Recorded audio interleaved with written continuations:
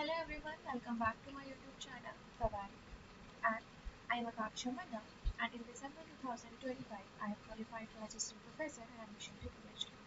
इस वीडियो में हम बात करेंगे कि हमें TYQ को कैसे एनालाइज करना है। हमारे UGC ने 2026 के जो फॉर्म्स हैं वो आउट हो चुके हैं एंड 22 जून से लेकर 30 जून तक हमारा एग्जाम है।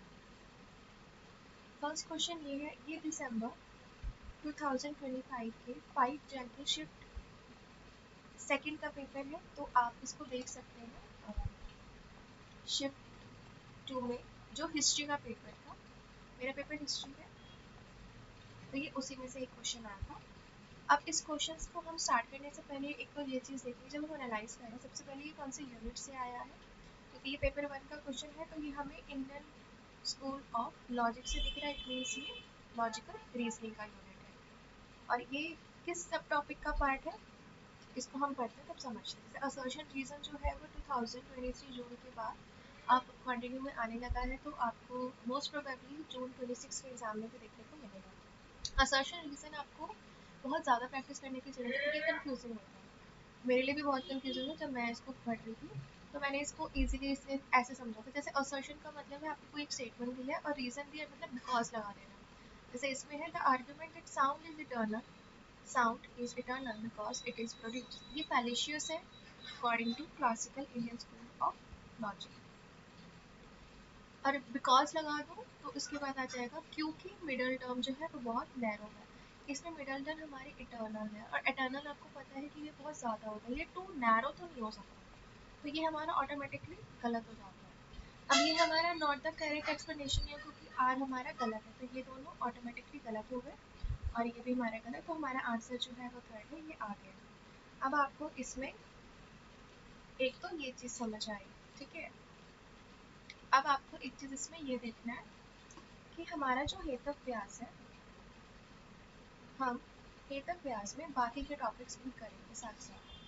ऐसा नहीं है कि हमने सिर्फ ये क्वेश्चन कर दिया, जैसे ये 42 क्वेश्चन है और जिस बच्चे के पेपर की शिफ्ट में आया था, इसमें ये 42 नंबर पे था, तो हेतव व्यास हमने देख लिया कि ये LR के हेतव व्यास में से आया था। हमेशा हेतव व्यास से आपका एक क्वेश्चन डेफिनेटली आता है, हर शिफ्ट में आता है। आपको हेतव व्यास बहुत अच्छे से करना है। हेतव व्यास के सिर्फ 5 ही टाइप्स है, ज़्यादा नहीं है, ऐसा नहीं है कि ऐसे बहुत ज़्यादा है। जैसे एक असिद्धा होता है, बाधित होता है, विरुद्ध होगा, सभ्य विचारा है, असत प्रतिपक्षा है। तो ये 5 तरह के टाइप्स होते हैं, इनमें से फिर और फर्दर डिवीजन होता है।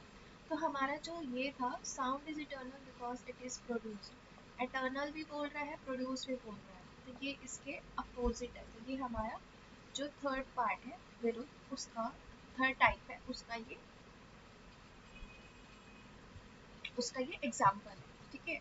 अब middle term is too narrow, ये हमारा तब होता है जब हमारा सर्व विचारा होता है। सर्व विचारा में आपके 3 टाइप्स होते हैं, साधारण, असाधारण और अनुपसंहारी। अनुपसंहारी में आपका आ जाता है all things are non eternal because they are knowable, ठीक है। असाधारण में आपका है sound is eternal because it is audible. अगर यहाँ पे ऑडिबल लिखा होता प्रोड्यूस की जगह, अगर यहाँ पे ऑडिबल लिखा होता तो हम कह सकते थे कि इटर्नल तो है, मतलब ख़त्म तो नहीं होगा, लेकिन ऑडिबल है। और ऑडिबल जो है हमारा बहुत नैरो है, ठीक है। और जो ये प्रोड्यूस वाला है, इसमें आपको दिखेगा कि हेतु जो है वो कुछ और कुछ और ही बता रहा है, ठीक है। हमें इससे 2 चीज़ें ये मिलती है। अब इसके आगे आपको ये देखना है, हेताभ्यास में जो आपके ये टाइप्स हैं, आपको इन टाइप्स को भी करके जाना है। मैं जब हेताभ्यास की वीडियो डालूंगी उसमें बहुत डिटेल एक्सप्लेनेशन में होगा, ईजी होगा। आपको कुछ ही एग्जाम्पल्स को याद करना है, सेम ही आता है, ये जो एग्जाम्पल है आपका सेम आएगा। तो अगर आपको इसमें से जो 3-4 चीज़ें जो मिली हैं, sound is eternal because it is produce, ये हमारा विरुद्ध का पार्ट है। इसमें हमारा अपोजिट थिंग करता है विरुद्ध जो है, विरुद्ध मतलब अपोजिट, ठीक है। मिडिल टू नैरो है, तो वो तब होगी जब यहाँ पे sound is eternal because it is Audible आएगा। और ऑडिबल किसका है, सभ्य विचारा का पार्ट है। सभ्य विचारा में असाधारण का पार्ट है, यहाँ साधारण है, असाधारण, अनुपसंहार, ठीक है। अब हम नेक्स्ट क्वेश्चन पे आते हैं। ये क्वेश्चन भी पेपर 1 का है। To appear in the NET examination one must have 55% marks in the subject at post graduation level। अब इसका आंसर क्या है, हमें इसमें एक क्राइटेरिया दिया गया है। जब आपने टाइप्स ऑफ इवैल्यूएशन पढ़ा होगा, आपने देखा होगा कि ये क्राइटेरिया रेफरेंस इवैल्यूएशन का पार्ट है। अब इसमें हमें एक चीज़ तो समझ आ गई, जैसे ये तो इसका आंसर है, लेकिन क्राइटेरिया में होता क्या है? क्राइटेरिया हम ये समझ सकते हैं, जैसे हमें एक पर्टिकुलर फिक्स रेट ऑफ चीज़ दे दी गई है, अब हम उसी को समझते हैं कि फिक्स रेट क्या है। स्कोर इसमें जैसे हमें 55% फिक्स चाहिए, किसी बच्चे की अगर 50% है तो वो ये फॉर्म फिल नहीं कर सकता है, किसी बच्चे की अगर 56% है तो ये फिल कर सकता है। तो हमें एक क्राइटेरिया देकर फिक्स कर दिया गया कि अगर इतने मार्क्स आपके हैं तो आप इसमें लेंगे, और अगर नहीं है तो आप इसमें नहीं लेंगे। इसमें जो स्कोर होता है ना वही आपके ऊपर डिपेंडेंट होता है, परसेंटेज बेस्ड होता है क्राइटेरिया में, फिक्स्ड होता है, और स्टूडेंट की प्रोफिशिएंसी देखी जाती है कि कितना आपका बच्चे का स्कोर।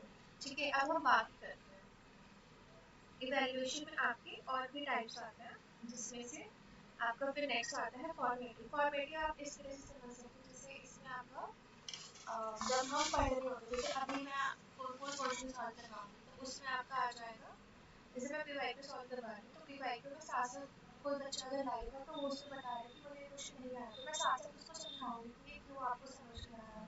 ठीक है, तो फॉर्मेटिव में आपका ना साथ साथ चलता है। जैसे जब हम स्कूल में पढ़ते थे तो टीचर्स हमारे असाइनमेंट्स देती थी, तो असाइनमेंट को वो सॉल्व करो, असाइनमेंट नहीं आपका टेस्ट लेती थी। ठीक है, जैसे क्लास में डिस्कशन हमारे टेस्ट जो होते थे उसमें हमारा था कि हम डिस्कशन में बता रहे हैं कि हमें ये टॉपिक का है, हम उसको एक्सप्लेन कर रहे हैं, तो डिस्कशन वाला आपका इसमें आ जाता है। इसमें टीचर जो है वो साथ साथ आपको सॉल्व करवाते जाता है, उसमें फीडबैक जो होता है ना वो स्टूडेंट से टीचर तक का इतने का आपका होता है, मतलब स्टूडेंट भी इसमें बोलते हैं, टीचर्स भी बोलती हैं। तो फॉर्मेटिव आप इसीलिए समझ सकते हैं, एक तो फीडबैक का कीवर्ड और एक टेस्ट का या फिर डिस्कशन का आ जाएगा ना तो वो हो जाएगा।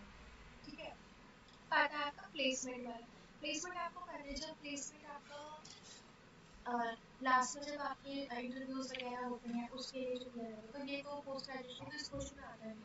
अब आपका आता है नॉन रेफरेंस वाला।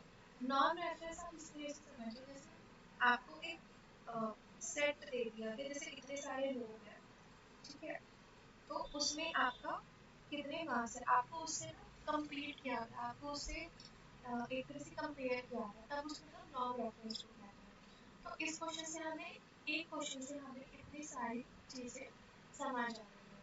अब आपको इसमें ये देखना है, जैसे कि लॉजिकल रीजनिंग का था, ठीक है, ये आपका टीचिंग एप्टीट्यूड का था। हमने एक क्वेश्चन से कम इसमें 4 फैक्ट तो ये कर लिए, और 4 फैक्ट में हमने फर्दर रिविजन के साथ कर लिया कि हमें इसमें क्या क्या चीज़ें और देखनी है, क्योंकि जब आपका पेपर में आता है क्वेश्चन तो आपका नेक्स्ट जो 2 का अटेम्प्ट होगा उसमें आपका इन्हीं ऑप्शंस में से पेपर आएगा। आई होप आपको ये समझ आया होगा और आपको पीवाईक्यू को सॉल्व करने के लिए थोड़ी सी इसमें हेल्प मिली होगी। आपको सब क्वेश्चंस को ऐसे ही करना है, अगर आपके पेपर में जो 50 क्वेश्चंस है जिसमें से डीआई 5 है और कॉम्प्रिहेंशन 5 है और मैथ्स के आपके एटलीस्ट 4 to 5 क्वेश्चन है, तो आप इनको भी साथ में करेंगे। डीआई के क्वेश्चंस अगर इजी है तो ठीक है, अगर नहीं है कुछ नया है पैटर्न आपने नहीं देखा है तो उसको आप सॉल्व करेंगे और उसको एक पेज पे लिख लेंगे। मैथ्स के क्वेश्चन में सबसे ज़्यादा ध्यान आपको इस चीज़ पे देना है कि मैथ्स आप जब भी सॉल्व कर रहे हैं तो आपका हर एक ट्रिक यूज़ अलग हो रहा है, हर एक क्वेश्चन का डिमांड है वो अलग है, अगर पैटर्न आपको डिफरेंट दिख रहा है तो आपको उसको भी नोट करके जाना है। इसके अलावा जो आपकी 35 क्वेश्चंस बचते हैं, आपको 35 में से भी हर क्वेश्चन, हर पर्टिकुलर क्वेश्चन के ऑप्शंस हैं, और जो आपका जैसे असर्शन रीजन आपको स्टेटमेंट देंगे, इसमें से आपको कम से कम भी 4 से 5 फैक्ट साथ में मिल जाएंगे। तो आपका एक पेपर से मान लीजिए अगर आप 50 क्वेश्चंस अटेम्प्ट कर रहे हैं तो आपके कम से कम भी इसमें मोर देन लाइक एटलीस्ट 500 नहीं तो एटलीस्ट आपके 500 फैक्ट्स तो आपके एटलीस्ट कंप्लीट हो जाएंगे, क्योंकि हमारा इतना ज़्यादा है, आपका पूरा सिलेबस इसमें कवर हो जाएगा। और इसमें एक्स्ट्रा पढ़ सकते हैं, जैसे हेतव व्यास है आपका, एक आपका हेतव व्यास का क्वेश्चन आया, एक आपका टाइप्स ऑफ इवैल्यूएशन से क्वेश्चन आया। ठीक है, तो अब हम इसमें क्या करेंगे, जैसे हम इवैल्यूएशन के बाकी फर्दर जो है उसको करना शुरू करेंगे। हेतव व्यास के अलावा आपका व्याप्ति के पेपर क्वेश्चन आते हैं पेपर से, आप व्याप्ति को पढ़ेंगे। इंडियन लॉजिकल में आपके प्रमाण के क्वेश्चन है, फुल का आपका आता है, फुल फॉर्म फुल क्या होता है उसके क्वेश्चन आते हैं, प्रमाण से आपके क्वेश्चन आते हैं। ठीक है, तो आप इन सबको ध्यान रखते हुए बाकी सारे क्वेश्चन को अटेम्प्ट करेंगे। और चैनल्स को अगर आपने अभी तक सब्सक्राइब नहीं किया है तो आप चैनल को सब्सक्राइब कीजिए, आपको जो भी प्रॉब्लम है आप कमेंट सेक्शन में लिखिए एंड आई होप आपका एग्जाम अच्छा हो। Thank you.